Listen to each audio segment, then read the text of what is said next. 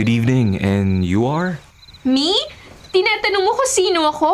Ako lang naman ang kapitbahay mo na naperwisyo ng husto dahil sa alaga mong aso. Ha? Si Coco? Wala akong pakialam ko anong pangalan ng aso mo, pero eto, tingnan mo tong hawak kong ebidensya. A flower bud?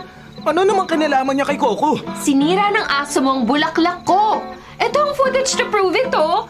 Nandito sa phone ko. Oo. I'm so sorry. Nakalabas kasi kanina si Coco ng apartment na hindi ko na malayan. I'll take full responsibility. Babayaran ko na lang ang nasira niya. Sorry? Take responsibility? Babayaran? Hindi niyo mababayaran ang ilang taong paghihintay ko para lang sumibol ang bulaklak na yan. Ang waling-waling ko na ilang taon kong inalagaan. Kinausap at